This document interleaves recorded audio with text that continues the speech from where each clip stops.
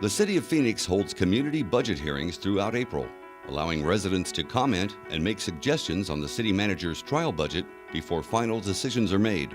This public discussion is among the reasons the city's budget so closely matches the community's highest priorities each fiscal year. Good evening. Good evening. Thank you very much for coming to the First Institutional Baptist Church for one of the citywide community budget hearings relative to the 2017-2018 city budget. Phoenix, we're grateful for the mayor, we're grateful for the city manager and those other elected officials and staff who will be here. On behalf of our entire congregation, in this very special week, this is Holy Week for at least two of the three leading faiths in the world, the Jewish community and the Christian community. And so we welcome you at a very sacred time of the year, and we found that this would be an opportune time to say yes to the invitation extended to us to host this meeting. Thank you, Carol Coles Henry, for reaching out to me and getting this ball rolling. Thank you, Mayor. Thank you, Mr. Zerker, for saying, yes, we would like to come to the First Institutional Baptist Church for this citywide hearing. Shall we pray? God, we thank you for this day. This is a day that you have made, and we do rejoice, and we're glad in it. We thank you for this Holy Week, for the Jewish faith, for the Christian faith, and for all people of faith who celebrate you in the way they have been taught and the way they feel most comfortable. We thank you that First Institutional, once again, is endeavoring to be the hope of the city from the city center by hosting this meeting for our city. This budget meeting is about being good stewards, good managers of the resources that are available for our great city. And so we thank you for the mayor, the city council, for the city manager and all of his staff and everyone related and employed by and who is blessed by whatever the city does. We're grateful that we can come here tonight and talk about how we can be good stewards of the budget for the next fiscal year. So be with us tonight. Be with our speakers, both those from the front and those who will come to the mic. And may we leave here with a better understanding of how we can even be better stewards of the resources you've given to this great city. We thank you, and I pray this prayer in the name of my Lord and Savior, Jesus Christ. Amen. It's my privilege to turn this microphone over to Mayor Greg Stenton. Thank you, Pastor, so very much for once again opening up this beautiful church, this very special church in the heart of the city, for this important piece of city business to hear our budget hearing. And if you're so moved after seeing our budget, maybe we take a special collection tonight to help out the city. No, wait, no way. But in all seriousness, that was a beautiful prayer, and obviously our thoughts are with the people of Egypt who suffered that special tragedy on a Palm Sunday service.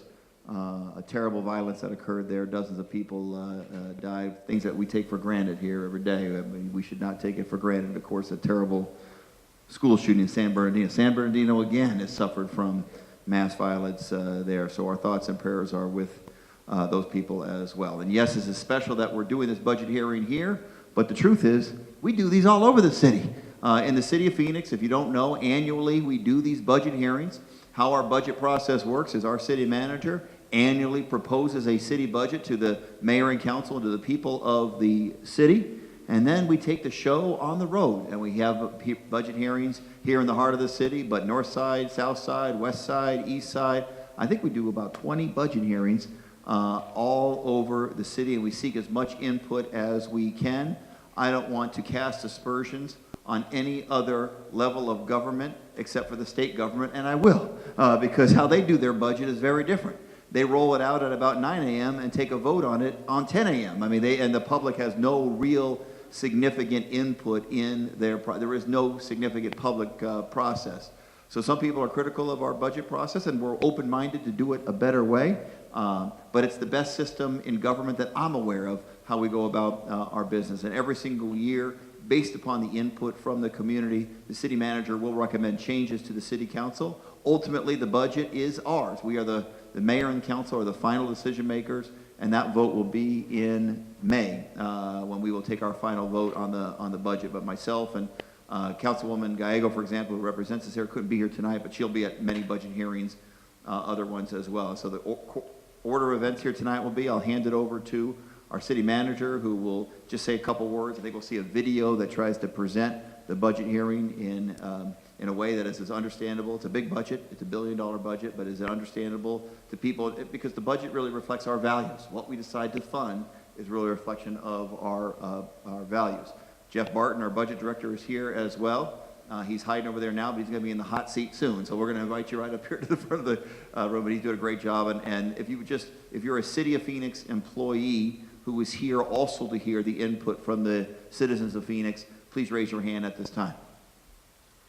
So almost everyone in the room is actually here as government officials to listen. That's the whole point. And sometimes we have hundreds of people show up for budget hearings. Sometimes we have a few. The good news is the whole thing is being filmed. And so you can watch yourself on YouTube later on, but other people who didn't have the benefit of attending tonight's budget hearing will also have the ability to watch it using modern technology, the ability to watch it anytime that they would like as well. And I'll be here throughout the hearing taking notes, because sometimes issues come up that are budget related. Sometimes they are just general issues of how the city can be improved, and we are all ears here tonight to listen to the community. So without further ado, I'll hand it over to our city manager, Ed Zerker. We'll announce the video, and then Jeff and myself and the city manager will be up here listening to the testimony coming from the microphone. I think your cards to fill out too, right? So Jeff has the cards. If you haven't filled out a card yet and do want to provide testimony, please do so, and there'll be someone coming around, pick up the cards, and we'll have a chance to read those, or we'll go in the order of the cards for people to come up to the microphone and speak their minds to myself and the city manager. Ed Zerker. Thank you, Mayor. Let's give the mayor our thanks.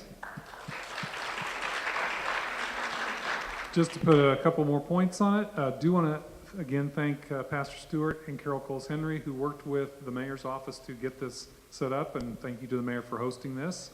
As the mayor said, we have city employees who are here to listen, but also, as he said, if there are specific and individual issues, they can work with people to discuss those. We would ask you fill out a card to speak. We'd ask that you speak from the microphone, not to be too formal, but it helps people hear, and also it helps Channel 11 have a place where they can film you.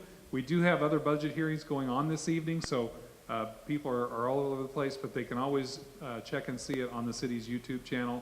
We also have minutes that get distributed to all the city council members so they can see the comments that are being made.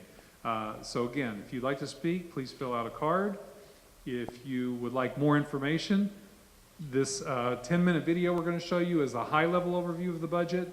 This resource here that's in English and Spanish is a little deeper dive into our budget, and if you really want to get into it, phoenix.gov/budget has as much information as you could possibly digest about the budget as well. We take your input. We'll have a revised budget to present to the mayor and the city council on May the 9th, and they'll vote on May the 23rd. I do want to also recognize Dominic is here from Council District 8. Raise your hand so they can see you. Thank you for being here. And with that, we will go to the video, and then we will go to comments. Thank you again.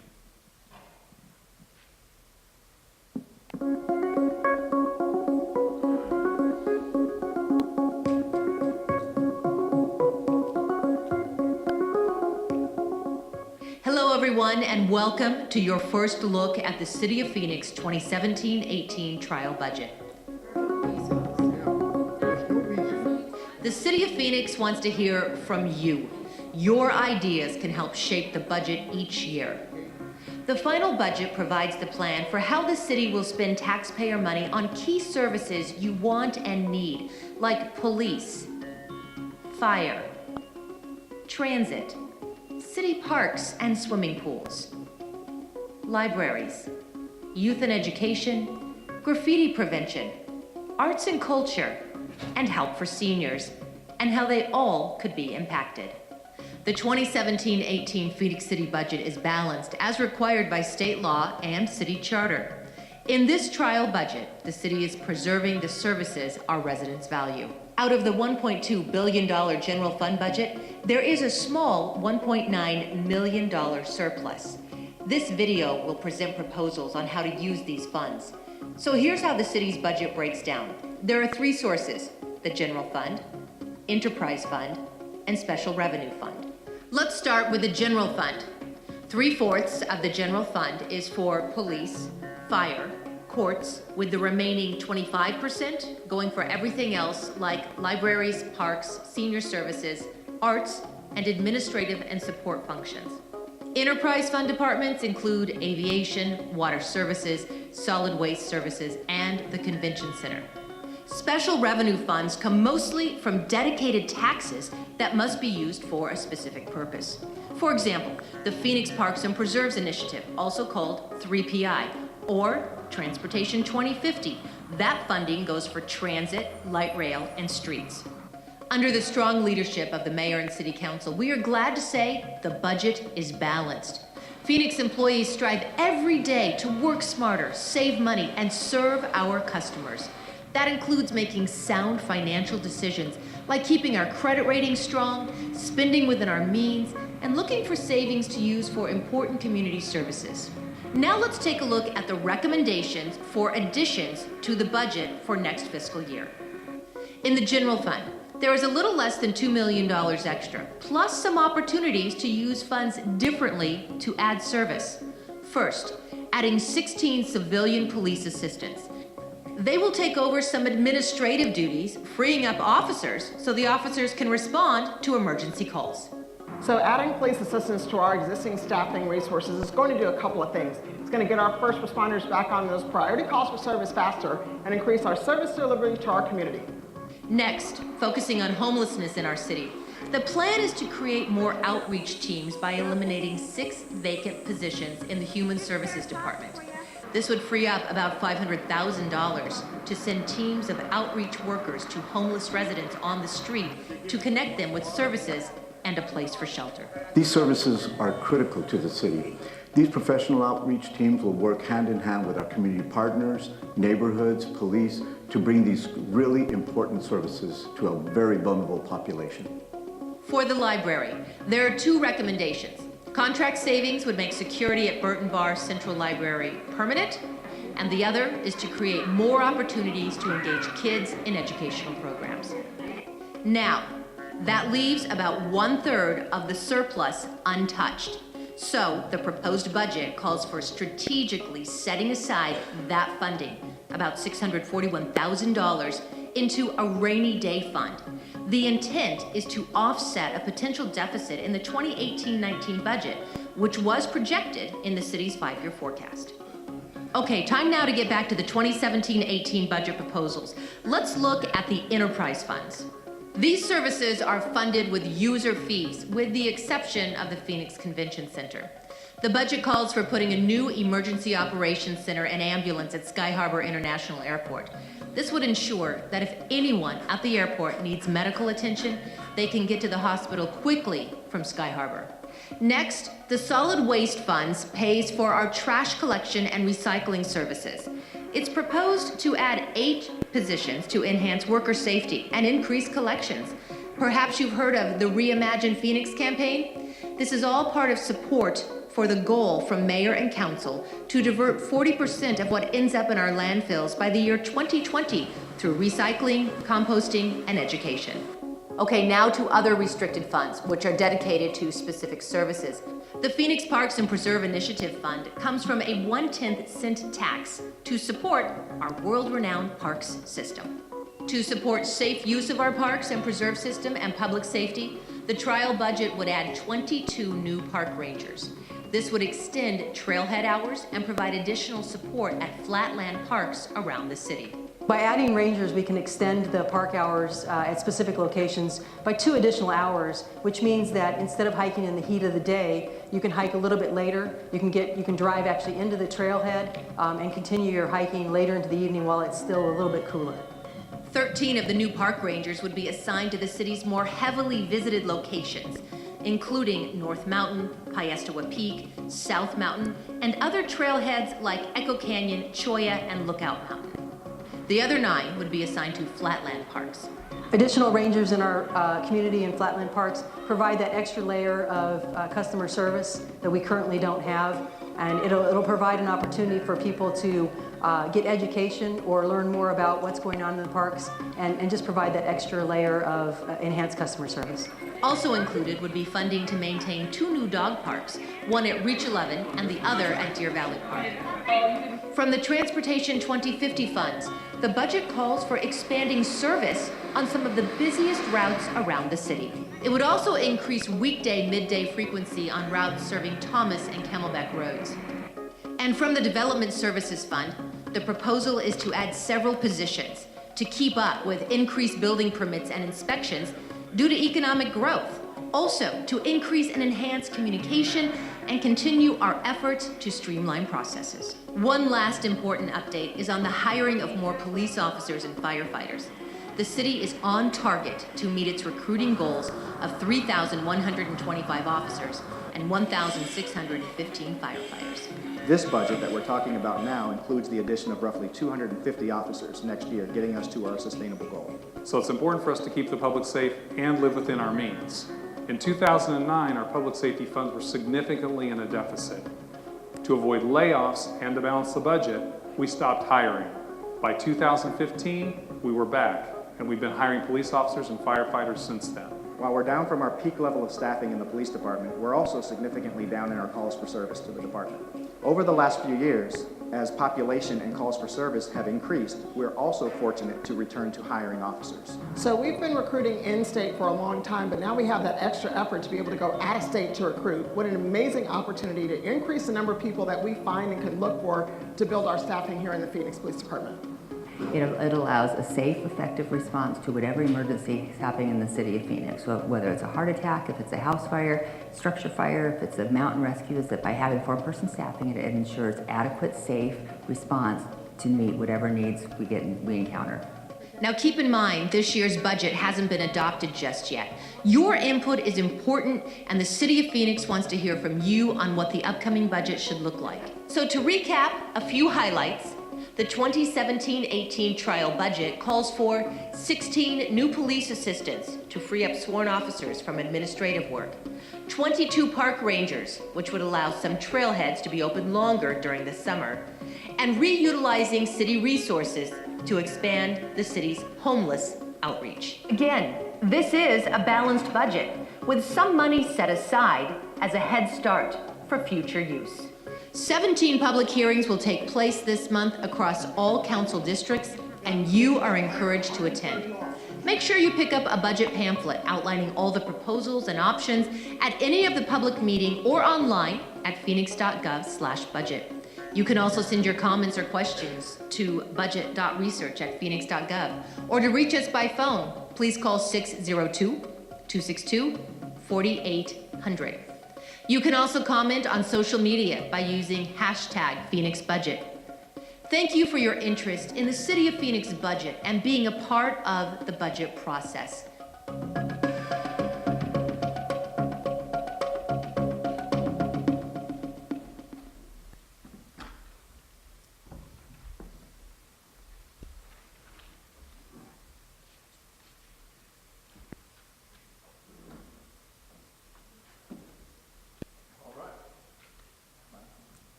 Hello, sorry about that, okay.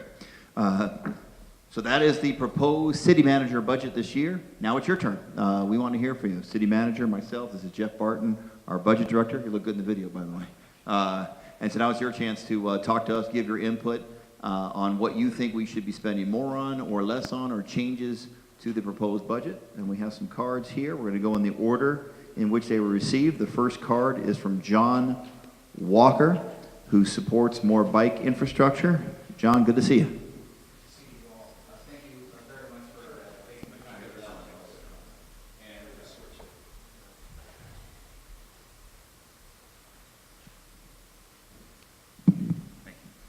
Okay, thank you again very much for hearing us this evening, and thank you to the church for hosting us. It's a beautiful facility. My name is John Walker. I'm here on behalf of the Phoenix Spokespeople. We're an organization with about 2,500 supporters, and we're asking the city to spend more money on bike infrastructure. We've been asking this for about 4 years, and we really appreciate the work the city has done so far. Increasing funds and moving forward with significant bike infrastructure projects is really good for Phoenix. It's good for the safety of the citizens. A painted lane, a bike lane, our position is that really just isn't enough. We want more robust infrastructure, divided lanes, things like that. Things that allow people of all ages to feel safe using the streets on their bikes. 8 to 80 is a phrase I like to use and we like to use, meaning that if a street isn't safe for someone to ride their bike that's 8 or 80 years old, then that street could use a lot more work. And I think that, especially with a lot of our major streets, that certainly is the case here. Health and the environment, obviously there are benefits there, and it really goes hand in hand with the Fit Phoenix initiative. So the more we can promote that, the better it is. The livability, especially in the downtown area with the massive increase in residences there. You can't move everyone in those dense areas around with cars. Roosevelt Street has been a great project. There's been a road diet with bike lanes. It gets frequent use. On my bike ride over here from work at Central Indian School, I rode on Virginia Avenue, which is just south of Thomas, and that also went through a road diet recently. And it's been very encouraging to see, and in fact today I saw 3 other bike commuters heading home. And to me that really shows that if you build it, they're gonna come. You know, and I also went over the I-10 freeway, and that's a huge piece of infrastructure for vehicles. And obviously it's used quite a bit, just like Virginia Avenue is being used in other projects that the city is moving forward on. The Oak Street Improvement Project is another project that's going forward, and that's in my neighborhood of Coronado, just north of here.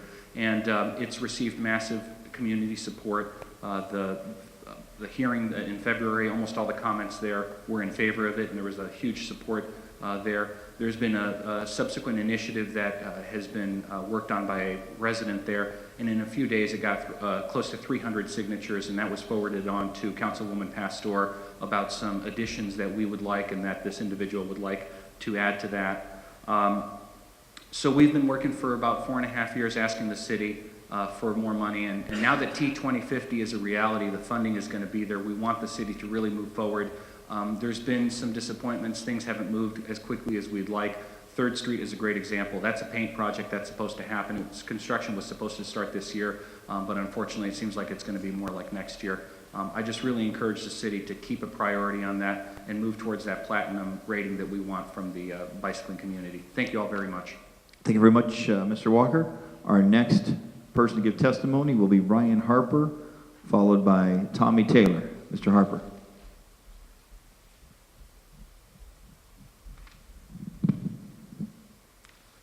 Mr. Mayor and Manager Zerker, thanks for having us tonight. And also thank you to this church. This is wonderful. As the mayor said, my name is Ryan Harper, and I currently serve on the board of Central Arizona Shelter Services, commonly known as CAS. I'm here tonight to speak on behalf of almost 6,000 homeless men and women who spend at least one night a year at CAS. As many of you know, CAS has a 30-year history of operating as a regional solution for homelessness, providing both shelter and services. Despite our best efforts, we cannot keep up with the ever-increasing demand for homelessness in Maricopa County. The City of Phoenix has a long history of supporting CAS operations, and we're very grateful for the city's financial support of our mission. Even with the financial support from the City of Phoenix, CAS has immediate critical financial needs. First, CAS faces an operating budget deficit in our current fiscal year. Now, we recognize that government resources far outpace the community needs across Arizona, and we would not come here asking for additional dollars without first looking internally. We have cut operating expenditures in our current fiscal year and have set a goal of increasing private fundraising efforts by 30%. Even with these actions, we still have a $200,000 deficit in the current fiscal year, which jeopardizes our ability to provide a CAS level of service to our clients. Second, CAS desperately needs caseworkers. We currently operate with a 50-to-1 ratio of clients to caseworkers, which is well below the national average of 30-to-1. An additional $200,000 would allow CAS to hire at least 5 extra caseworkers to help us approach that national average of 30-to-1. Additional caseworkers will shorten client length of stay, opening up more beds in our shelter so we can serve additional clients.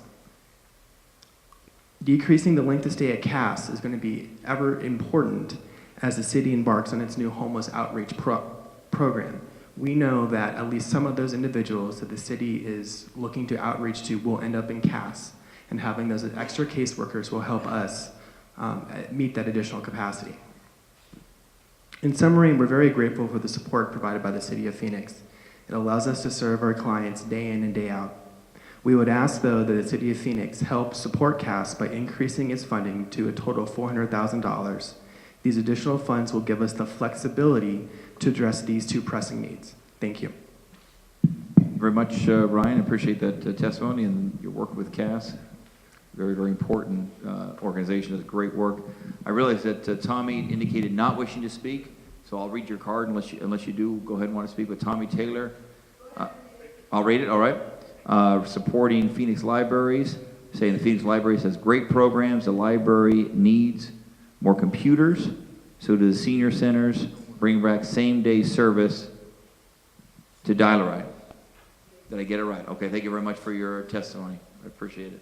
Next will be Donna Reiner, followed by Carol Coles-Henry. Ms. Reiner.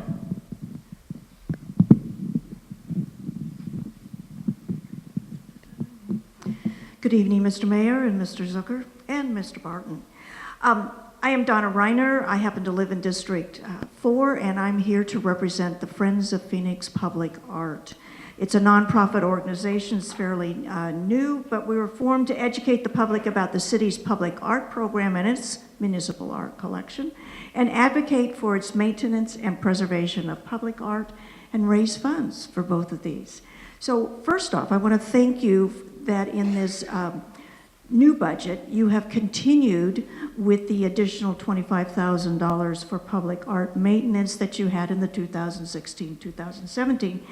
And we have a multi-million-dollar investment in a nationally recognized public art program.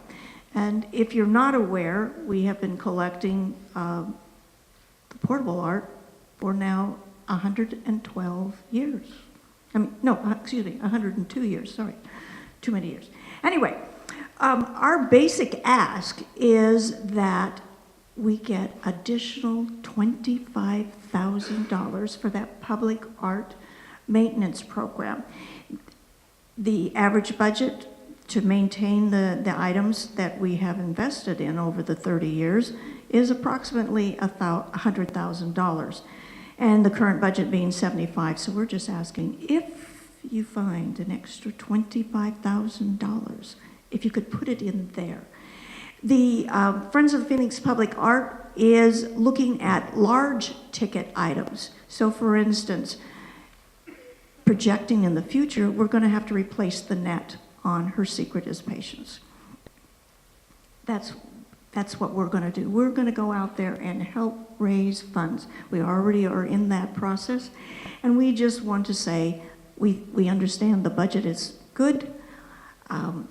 We're supportive of whatever you give to the Office of Arts and Culture, because they do good things too, but it's that find $25,000, it's pay that fund now or pay it a whole lot more in a few more years. Thank you very much. Thank you very much, Ms. Reiner, for all you do to support the arts and for volunteering at the Art Gallery at Phoenix City Hall. We see you there all the time. Carol Coles-Henry is next, followed by Sean Sweat.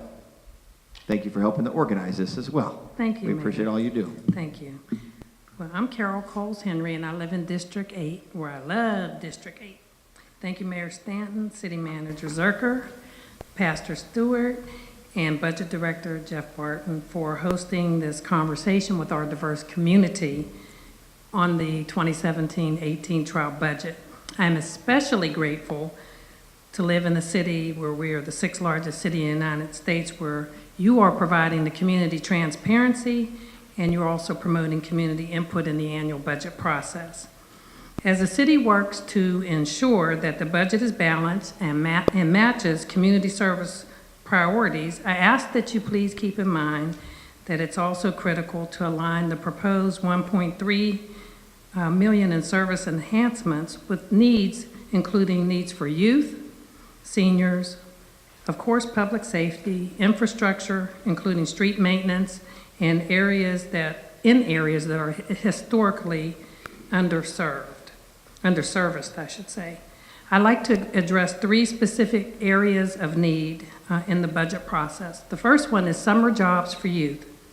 Given the service cuts that were made to these types of programs over the past several years, I ask that you consider including in the $1.3 million budget enhancement, set aside some funds for summer jobs for youth, including internships in city government.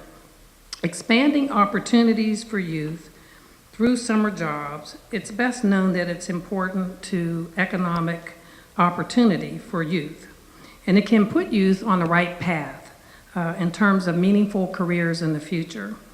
J.P. Morgan Chase has one such program that's in 15 different cities across the United States, and I ask that maybe a public-private partnership could be created between the city and the private sector to make something like this happen.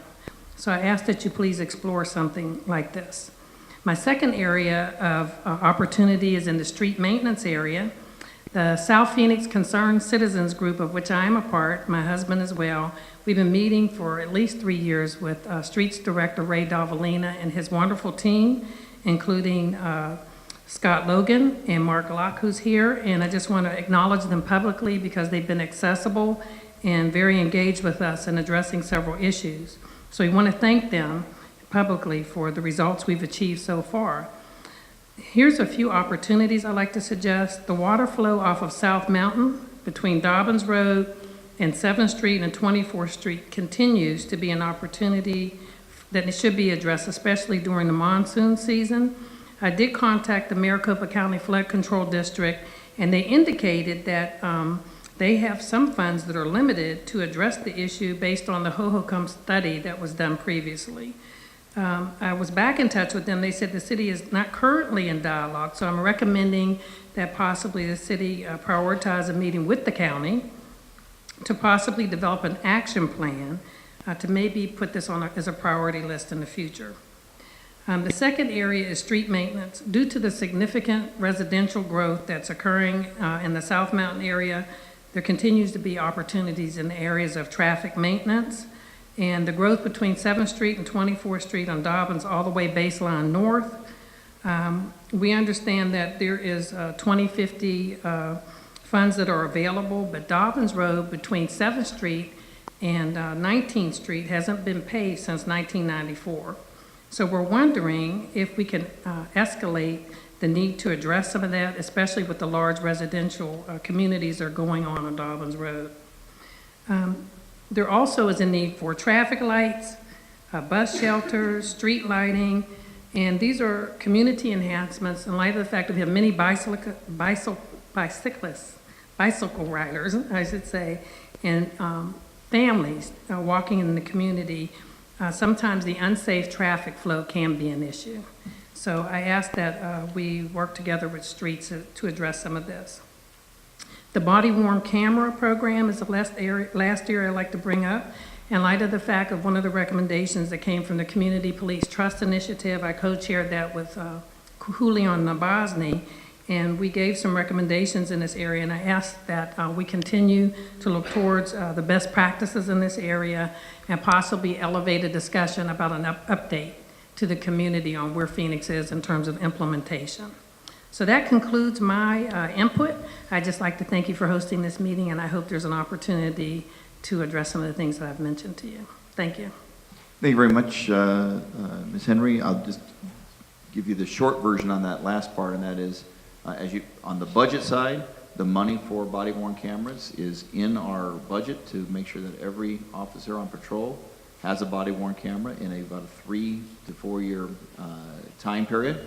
And the original recommendation that came from the police department came at a time that we would have made that decision literally just before Chief Jerry Williams came on board. And I felt the best thing was to make sure that we got her recommendation as to which body camera, what particular elements she wanted in those body cameras. Basically, it was her decision because she was going to have to live with the implications of this decision, so I wanted her to be the decision maker on it. So she's going through the process of making those evaluations about which of the various companies that provide those cameras, which one she's going to make a recommendation on. I know there was some coverage in the newspaper that suggested that something less than appropriate is going on. It's not accurate at all. The accurate situation, at least as far as for me, was our chief should make this recommendation. So she's in the process of doing so. Marshall Franklin is here. I hope I haven't inaccurately stated the facts on that one. All right. Next on the will be Sean Sweat. But before that, there was one card that from Jenny Strickland, excuse me, who did not wish to speak. So I'll read the elements of the card. She said, "Thank you for your $60,000 increase to the arts and culture program last year," which includes, by the way, grants as well as maintenance. Any additional funding you can allocate would help fund more grants to up-and-coming arts organizations. Thank you, Jenny, for that important input. Sean Sweat will be the next speaker, followed by President Ken Crane. Sean. Thank you for having these hearings and letting the community give input to the budget. As I'm sure everyone knows, downtown is seeing a lot of residential growth right now. We even see, I actually don't know which way I'm pointing, but the Capitol lofts are right here on 12th Street as the closest example. And then some high rises that are being proposed and one that broke ground in closer to the core. This kind of density is new recently for Phoenix, and as this land becomes developed and we get a lot more concrete, to be honest, in downtown, we also need to make sure that we're thinking about more parks. I know when you drive around, it looks like, when you look at it from a driver's perspective, it looks like downtown might have a lot of parks. But when you don't have a car and you're walking everywhere, on foot, those distances become very different. And that means we need more parks downtown. They don't have to be big, and please don't make them big, because we need to make sure that there are buildings downtown too. But we need lots of small parks, a third of an acre type of park, not large, to make sure that downtown stays, that downtown is a livable, walkable space. It's known that green space, close access within 3 to 4 blocks of where someone lives or works is better for mental health. It's better for the urban heat island, which is only going to get exacerbated as we get more concrete downtown. And it's better for air quality, and it's just better for the livability and walkability of downtown. So this isn't the highest, but Atlanta spends $150 per capita on parks. Las Vegas spends $140. Austin spends $90. We spend $80. This is per the Trust, Public Land Trust report from 2016. And obviously getting up to Atlanta's $150 per capita would be a little bit out of reach at the moment, the way our budget is structured and what we have to pay for. But just making that $10 per capita up to maybe getting on par with Austin, we don't want Texas beating us, would be a good way to start making a dent in our parks deficit compared to other competing cities, because we are competing with these other cities, and so we want to stay competitive. And so just, I guess the request here would just be for $10 more per capita to get on par with Austin, add a few more small, strategically located parks. For example, the Evans Churchill neighborhood has 0 public parks in it, to downtown, so that we can maintain a livable environment there. And as we get more density and more people, it stays walkable. Thank you. Great to see you. Thanks, Sean, for that testimony and your active leadership in the city. Next will be Ken Crane, President of the Phoenix Law Enforcement Association, followed by Taniqua Broughton. Good evening. kind of interesting. I worked this area of town for years, drove by this church a million times, first time in here, beautiful facility. So thanks for hosting, thanks for having us here tonight. My name is Ken Crane, I'm a Phoenix police officer and I serve as the president of the Phoenix Law Enforcement Association. The issue that I want to talk about near and dear to our hearts tonight is police manpower and staffing issues. We handed out to a lot of the folks here a handout sheet, and I hope that later you will take the time to look the information over that we put together. I think you'll find it interesting. The comments I'm going to make are going to just extrapolate some of the high points from that handout. But first of all, let me just start out by saying this. The city of Phoenix is really big. Okay, it's 530 square miles. It goes from Anthem in the north to the Gila Indian Reservation in the south. It goes from Tolleson on the west side of town all the way to the Tempe-Scottsdale city limits on the east side of town. As you saw by the presentation, our goal is to get police hiring to 3,125, which sounds like a good number, but it's really not. What they don't tell you is that number is 260 fewer than we had in 2008, when we had about 3,385 officers. So that's a 9-year difference, and I guess we're to believe the city didn't grow or increase in population or grow in infrastructure, but we're going to get by with 260 fewer than we had in 2008. So that's problematic. So a couple of real quick comparators. We used to have 140 traffic motors in the city, motorcycle cops. We now have about 35 to 40. We used to have about 60 property crimes detectives. We now have roughly 30. And what that means is our detectives in all bureaus, not just property, are struggling to keep up and manage their caseloads. And that means citizens don't get the services they need and deserve when they are victims of crimes. Our response times on priority 1 calls are now averaging 7 minutes on an emergency call in progress. When I first came on in '89, that standard was 3 minutes. A few years later, they bumped it to 5, which it still is, but we're averaging 7 minutes on response times. And what that means as an average is there's times that people are waiting actually 10, 12, and 15 minutes on calls on emergency response or calls, or officers to respond on emergency calls. So what do we need for the amount of police officers in the city? The proper amount, we believe the ratio needs to be 2.5 officers per 1,000, which would bring our police department up to a total staffing level of 4,000 officers from the chief on down. That number comes from an IACP, International Association of Chiefs of Police study in '03, where they surveyed departments around the country, and populations of 250,000 or more had staffed at 2.5 per 1,000. We also did our own research on the 10 largest cities in the nation. Phoenix is number 6 in that mix. When you average the police staffing of the 10 largest cities, it's 2.5 per 1,000. Another quick statistic, Ahwatukee, the community of Ahwatukee has a population of 70,000, yet at any given time, we've got 3 cops on duty to police that community.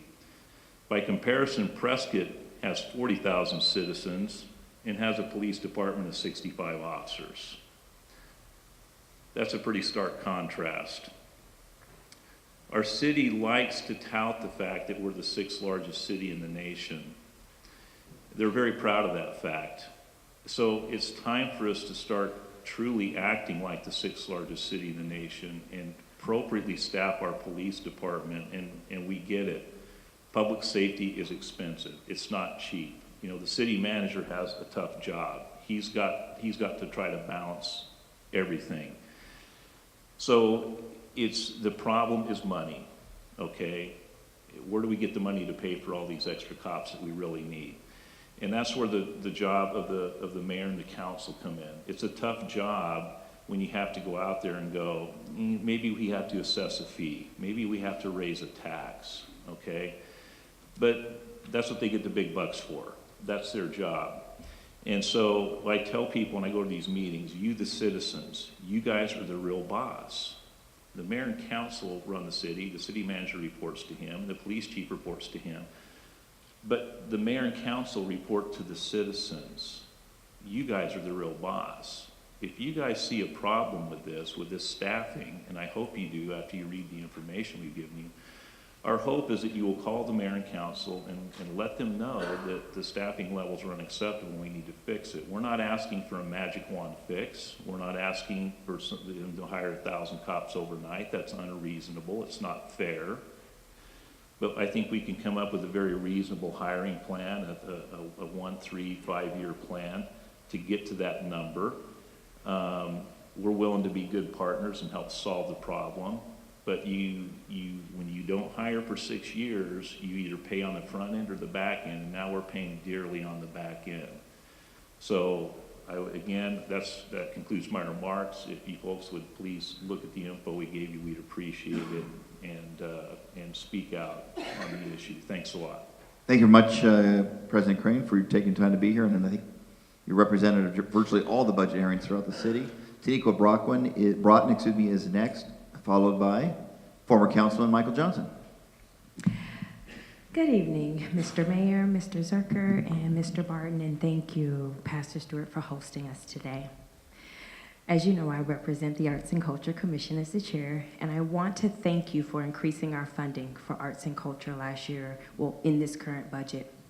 As the city is expecting a little bit of a surplus in its general fund this upcoming fiscal year, I want to support the emphasis on focusing on additional needs for police, safety, homeless, and libraries. These are key pillars that must be supported and are part of the puzzle, being that 6th largest city, to support the aspects of having a strong, vibrant, and healthy community. As a part of supporting healthy communities, the City of Phoenix selected its first Port Laureate this year, Rosemary Dombrowski, and I'm very proud of that. This commitment to the arts supports opportunities for developing programs for young people to connect to the city, to its community, leaders, and foster creativity and expression. I have witnessed this over the years, the impact of literary arts facilitated by poets for our youth, many disenfranchised. Overseeing programs and organizations like Free Arts for Abused Children in Arizona, and even public art in my own district, District 4. The value of the arts and culture for people in society outlines the existent evidence of the impact of the arts and culture on economics, health and well-being, society, and education. Today, I am asking you if there is any additional funding that you can allocate this year that will move towards helping us provide more money for smaller, upcoming grassroots organizations and sustaining our new neighborhood arts grants program. This, in turn, will help us address community needs and have a vibrant and healthy community. Thank you for your time. Thank you very much, Taniqua, for your testimony and for your leadership on the Phoenix Arts Commission. Next speaker will be, as I mentioned, former Councilman Mike Johnson. Great to see you. And then followed by M. Ali Nervous. Councilman. Thank you, Mayor. A couple of things I want to go over. One of them is high on the list is summer youth jobs. I had the opportunity to serve on the Executive Clemency Board, and I tell you, it is just depressing to see so many young men and young women who, at an early age, have spent more time locked up than they have been out on the street, and many of them have nothing to do. And I would hope that the city looks very strongly at putting together some programs, working with Parks and Recreation and other organizations to really work on coming up with some summer youth jobs for our young people out there on the street, especially to get into the inner city. And I say Parks and Recreation because many of these kids are coming right from the inner city, right connected to many of those parks located in the inner city. Street lights. When you look at Broadway, Southern, Rozier, anywhere from Central, going all the way to the city limits east, those are the darkest streets that you can go down. It's just amazing that more people haven't been hit or struck by a vehicle because it is so dark. Someone could be walking across the street in a crosswalk and you may not see them going 30, 35, 40 miles an hour. I would hope that that becomes a priority in looking at trying to improve those street lights on those streets where you actually have. You've already talked about the police cameras and the body cameras for police officers, but I want to also talk about additional income coming into the city. We at one point did the food tax. I attended many budget hearings where citizens were supportive of the food tax. and we did away with the food tax. But we have to look at some additional revenue coming into the city to be able to continue those services as they were talking about, Kim was just talking about with the police department. But we also have to look at the federal government and the way that it's going today, and they're talking about cutting CDBG funding, they're talking about cutting LIHEAP funding. Most of that funding impacts citizens, it impacts parks and recreation, it impacts our young people, it impacts the community programs that we actually have. And the city has to start planning for those cuts or anything they may see coming up in there. So I would strongly encourage the city to look at some supplemental income, whether it's a food tax or some other tax. I know that's a hard thing to say, but we don't want to be here when we're here talking about cutting our senior programs, or we're talking about cutting the program for our most vulnerable people that we have. We talk about the homeless and the youth that we actually have out there, but we're actually talking about cutting those services because we haven't received that funding. But it is very important that the city starts to look at what other source of revenue can we bring in, else we will not continue to be able to operate to be the effective city that we actually have. So with those government cuts, those CDBG cuts that may be coming, we have to plan ahead for those. And I think that working on the homeless program, I think that's excellent, but I think we need to put that same emphasis on our young people, because our young people may not be homeless, but they're lost. They're lost out there. And if we don't reach out there and get them, we will continue to see these young people go down the wrong path. And many times, it's not the path that they're on, it's that they just associated with the wrong person at the wrong time. And it has totally destroyed many of their lives. So I think that high on the priority with the new tax that was passed for transportation should be those street lights on Rozier. I mean, the street lights Rozier, Southern, and Broadway. Those are, if you have the opportunity to drive down there at night, at any night, you will see what the difference is. You talk about every night driving through a dark, gloomy area with your main surface streets. That's what you're driving on those streets during that period of time. So thank you, Mayor. And I still love District 8. Thank you, Carol. I appreciate you still remembering that. A good slogan stands the test of time. That's great. So I know someone here from our streets department. As you know, Councilman, we are going to be switching all 100,000 street lights in the city to LED lights. But I think the request is maybe we'll take a look at those particular streets and see if we can't move that ahead, since we're going to be switching them out anyway. And the new LED lights are actually really, really nice, and I think illuminate well. There was a big public process to pick just the right lighting for the city. All right, next on the list here is M. Ali Nervous. Great to see you. And then Abraham James has a statement that I'll read for the record thereafter.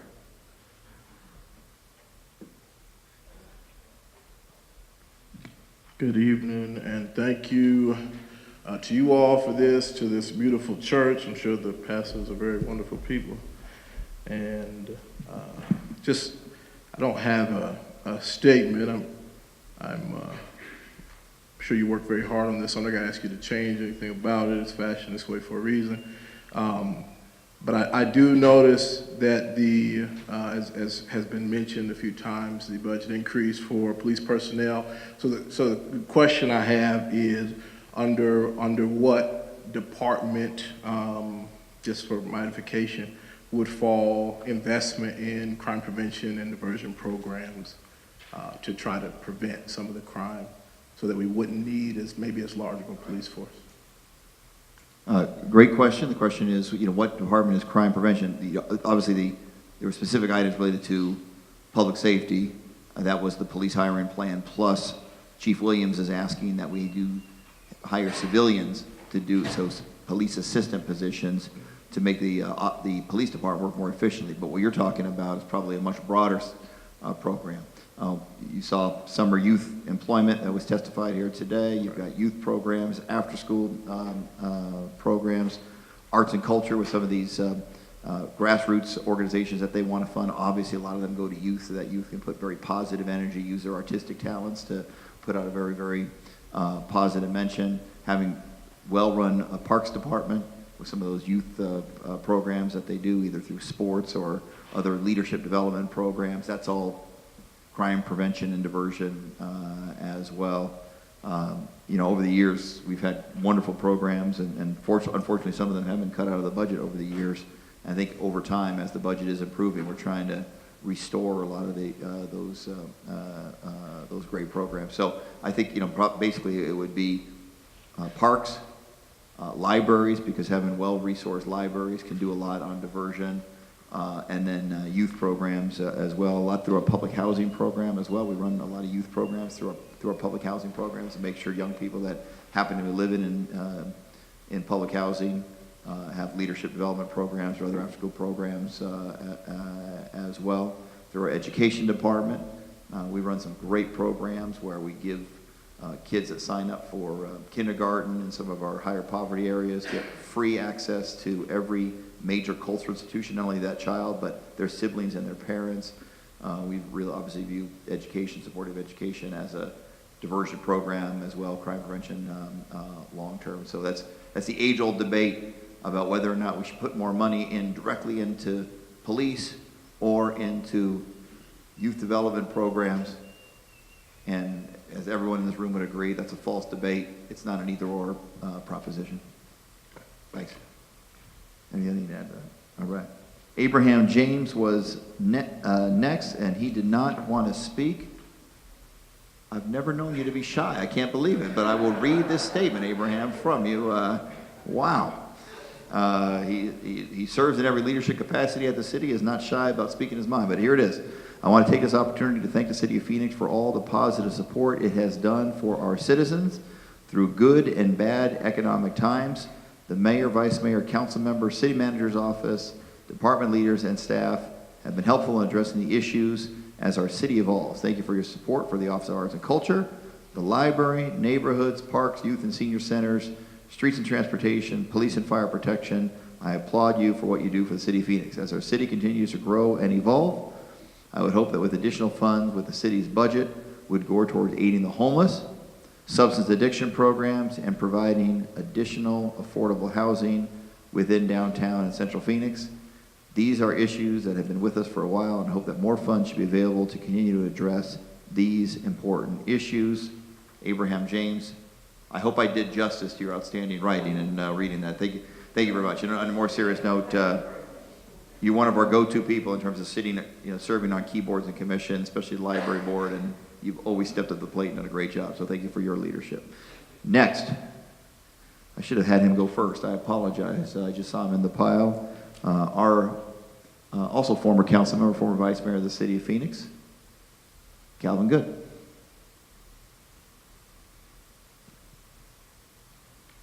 Thank you, Mayor and staff. Welcome to District 8.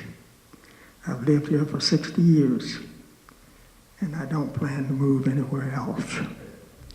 Which brings me to the subject of affordable housing in the area. You may notice from 7th Street down to 16th Street, we have a lot of high-rises going up.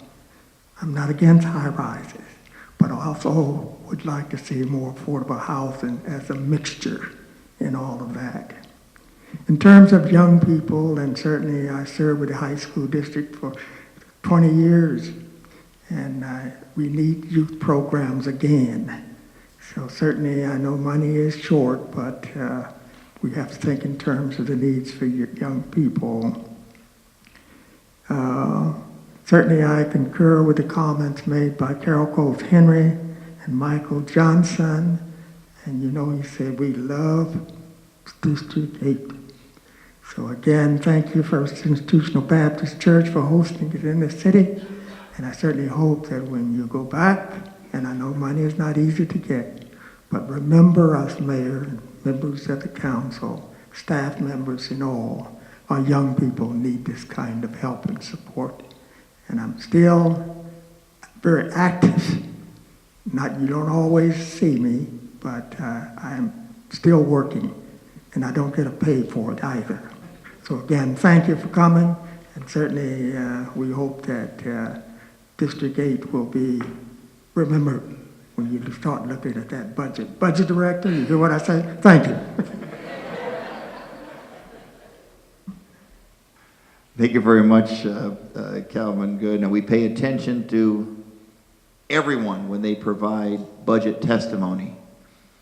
But since so many city employees work in a building named after Calvin Good, we give special attention to what he has to say. Thank you for your ongoing leadership and activism. And yes, we see you still showing up and representing the city very, very well. Thank you, Councilman Good. Next speaker will be Redeem Robinson, followed by Rachel Green, I believe. Anyway, I apologize, but Redeem Robinson will be next, and then we'll make sure we get the pronunciation of the next speaker as well. Mr. Robinson, good to see you. Thank you, Mr. Mayor, and thank you to First Institutional, my home church, and Dr. Stewart. I see here, and I looked at the video, looks like you are addressing the homeless issue that we do have here. But it looks like we need to do a little bit more about the homeless issue that we have. I mean, I live in the area, 27th Avenue, Camelback District 5. We have a serious homeless issue. And maybe we need to invest into building more shelters. I'm not sure where we can go from that, but we need to do something about the homeless issue that we do have. This is a crisis. It needs to be addressed. It needs to be taken very serious. Also, sex trafficking is very high in our area. You see all kind of, you see about everything in our area. And this needs to be taken very serious as well. I think we also need to, put some funds, do something towards that. I wouldn't suggest policing, but it looks like people out here really need help. It needs serious help, resources. We need something. I just wanted to say you're doing a great job with what we're doing with homeless issue, but it needs to be taken more serious, and we need to do a little bit more about it. Thank you. Thank you very much, Redeem, for that testimony. In the budget, there is more resources to support our homeless outreach, but the reality is that sadly there are more people living on the streets, and so we are, I think, better positioned than we've ever been of having a system in place when someone happens to fall into homelessness.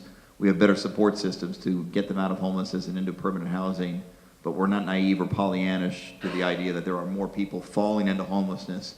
The economy is still very, very difficult for a lot of families out there, and that actually is the highest growth in homelessness, sadly, is families with children as a percentage. That's growing the most, and so we're doing more, but there's a lot more work to do, and I really appreciate you saying that. Marshall, maybe you talk to him also about, I know the police have done some extra work on the issue of sex trafficking, as he mentioned. Over time, it's moved to different parts of the city, and unfortunately, 27th Avenue is getting hit pretty hard right now in your part of the city, but I know police do have a good strategy on how to work on it, and we want to make sure we better let you know what's happening in that regard. All right, next speaker, Rochelle. Did I pronounce that correctly? And please, Rochelle Glenn, is that right? I hope I got it close. Great to see you. And then after will be Jesse Airy. Good evening. Originally, I wasn't going to speak, but I'm a registered nurse out in the community. I've served in almost all capacity, and my heart breaks for what I see on a daily basis. From working in corrections, partners in recovery, the homelessness that I've seen. There have been many times when I've left corrections that there are bodies lined up, people outside, 20, 30 at a time with blankets. And we keep talking about the horse and the wagon, and I understand the complexities. But I had a chance to be more involved with my children's principal, and he's saying that we need more programs starting younger ages, and that those programs in the last few years are especially very limited.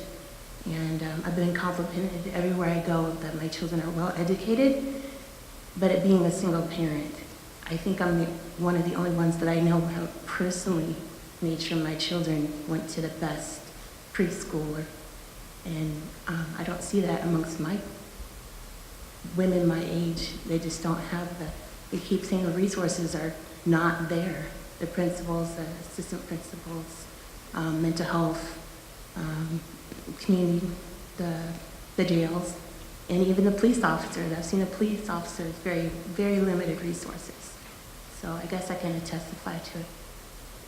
Most of what I've heard this evening, it is real, and it's something a lot of us have to deal with on a daily basis, and I thank you for your time. Thank you very much, Rochelle, for taking the time to be here and providing that very, very important testimony. And on the early childhood education front, I mean, without going in, we're talking about the city budget here today, but this state is going to have to come to terms with lack of adequate funding for our public education system, and we're going to have a test pretty soon about whether or not we're really committed to that. And I hope we go in the right direction like you do. Jesse Ari is next, another great education advocate, and followed by Michael Neal.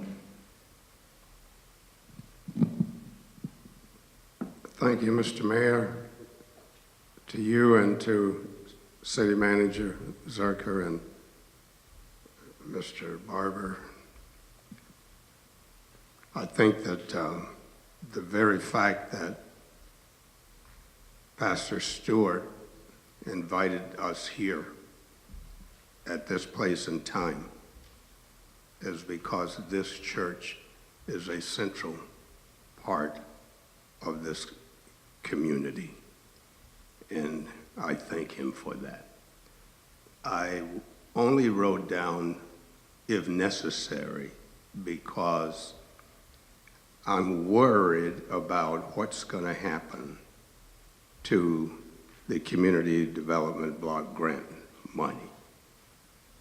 It has been mentioned by former Councilman Michael Johnson, and I too would like to echo that, and thank you, Mr. Mayor, for appointing me for 2 terms on that commission. While I was on that commission, I was just getting close to asking this church to submit a proposal because this church needs to be part of that Community Development Block Grant. We have a lot of faith-based organizations and neighborhood organizations that are going to go down the tube if the federal government does not make any allocations to these funds. We know that these funds come from somewhere else, but we must rob Peter to pay Paul on some of these services because the city of Phoenix needs to find a way to make sure that these funds don't get lost just because we have to go to Washington, D.C. to get them. My feeling is the approximately $7 million that were allocated to the Community Development Block Grant can be found somewhere else if the city took the initiative to make some changes or to make some kind of reallocations of funds, because those services really make our communities operate. And without them, we will be in a very, very serious operation with some of our cities. I'm from District 6. Everybody tonight have been admiring District 8, but District 6, District 6 is part of the city of Phoenix too, and it extends all the way south to Ahwatukee and all the way north to Northern. And among that territory, there are those of us who really feel the need for those Community Development Block Grant funds. So please see what you can do. Thank you. Thank you very much, Jesse, for that important testimony, and I apologize for Councilman Johnson's pro-District 8 outburst there. Michael Neal is next.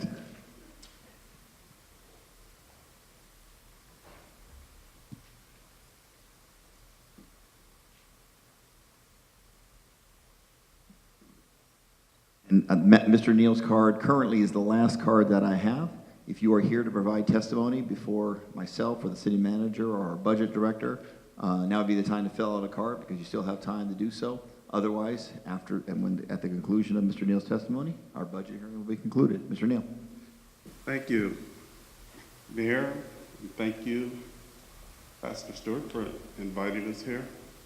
I came here to speak on two of my passions. The first is youth programs, and the second is the Phoenix Police Department. When I walked into this room, I saw a lot of people from District 8 that got their starts in the city of Phoenix youth summer programs and youth adult employment opportunities. Now, the statistic is 1 out of 10 homes have an incarcerated adult out of the home, which means that on average, within 5 houses of everyone's house in here, there's someone out of the house that's incarcerated. That leaves a lot of youth without leadership, and the city can help by allocating money to youth programs so that they can do sports programs, educational programs, to keep these children active during the summer times when they have a lot of time. And if we don't give them things to do, they'll find things to do that we don't want them to do. Also, with the Phoenix Police Department, and I saw the chief earlier, but I don't see her, I think. But the Phoenix made an effort to hire youth out of the inner city when I started. And I think the Phoenix needs to renew that effort. It does two things. It gives poor, disadvantaged youth an opportunity to join the city, become good citizens, and live a successful life. That was something that was given to me. That was something that was given to Emmett Boyd behind me and other people in this room. And I'm hoping that the city can find some time and some resources to donate or to dedicate to our youth in the city of Phoenix, because it's really needed. Thank you. Thank you very much, Mr. Neal, for that testimony. Again, that was the last card I have. Is anyone else here from the public wishing to provide testimony at this important public budget hearing? Looks like we got one more card coming in. We have the last speaker, as it should be, Pastor Stewart. It's your house. Thank you.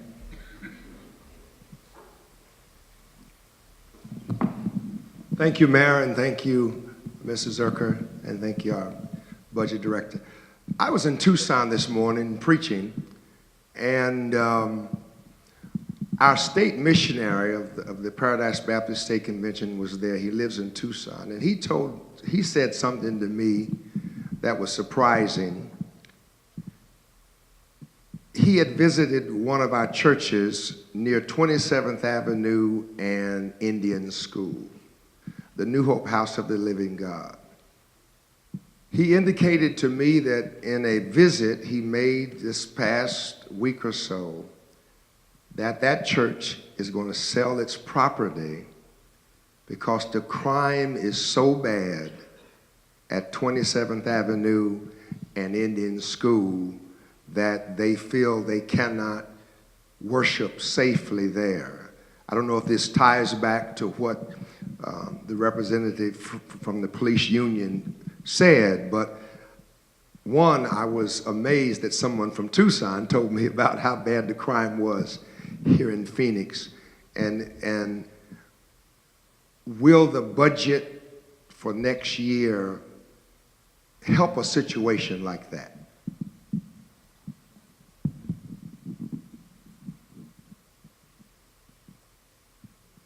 You want to jump in on that one? All right. Look, City Manager's chomping at the bit here, so let him go first. So a couple of things on that. We do have in this budget for next year adding over, is it 240, Jeff? 219 net new officers to the police department to get to the 3,125 capacity that we have. So we're going to see over the next 12 to 18 months a continued increase in the number of police officers available in the city of Phoenix. So that's one piece of it. Also, the 27th Avenue corridor is a focus area of the 2 precincts that are in there. We've been working there, so I'll talk to our folks, and Marshall and I will talk about that specific 27th and Indian School. We do know, as I think Mr. Robinson said also, that is a challenging corridor for us, and human trafficking, and prostitution, and crime in general. And so we're trying to focus resources as we can in that area. It is on our radar screen. All right, thank you.